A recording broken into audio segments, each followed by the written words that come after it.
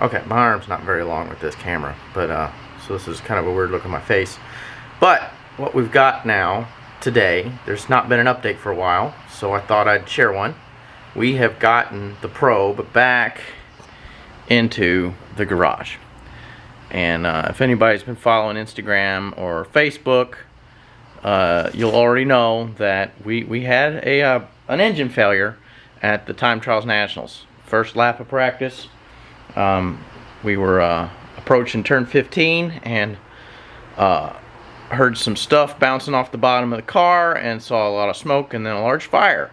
And what happened, let's see if we can see what we can see. I've got a light on it, but if we look down through here,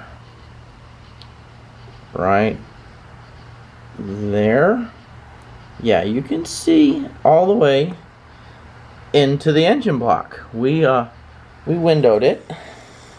I can't really, you know, there's a, let's see here. Ugh. Boy, this is tight. All right, here we go. Oh, that's a piece. So yeah, obviously we broke a connecting rod and it cut the block in half. So of course all the oil dumped out of the block onto the exhaust manifold, and that's what caused the fire.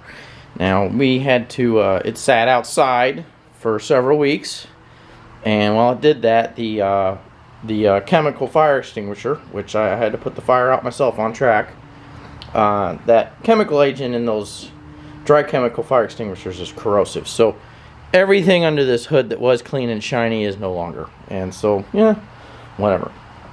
The other kind of minor disaster that befell us was, since we blew up in the first session of practice on the first day of the event, we had time to salvage our event and not waste our $500 track fee. And so we decided to winch this thing onto the trailer. Well, we didn't winch it. We had a bunch of friends help us push it.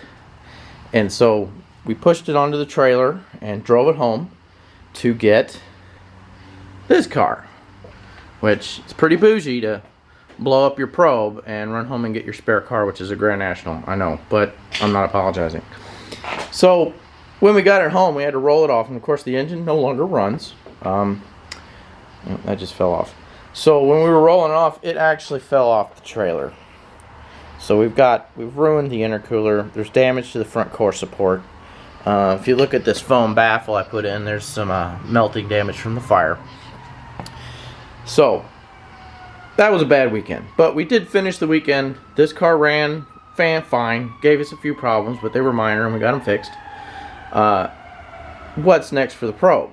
Well, I'll tell you what's next for the probe. What we had was, if you remember, we cracked a piston on this engine.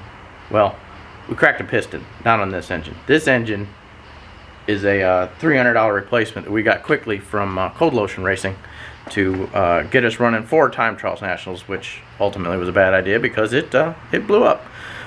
What we've got is the original engine that came with the car is at the machine shop now. The block is being inspected and cleaned, and when we hear back from them, hopefully it gets a clean bill of health, and we're going to build that engine. We're going to do forged rods and pistons. The crank, I already measured it before I took it down there. He's going to double check it, but it was salvageable. It needs to be turned 10 under, but it'll work. So that's the plan, is we are going to build a stout bottom end engine, forged pistons and rods with the factory forged crank, and we will get that reassembled.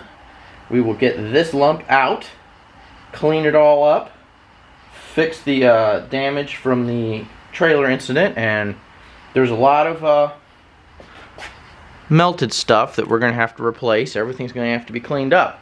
But the goal is to be back operational in time for next spring's second annual Pine Mountain Hill Climb. So keep an eye on this space. We'll keep you up to date. And thanks for watching.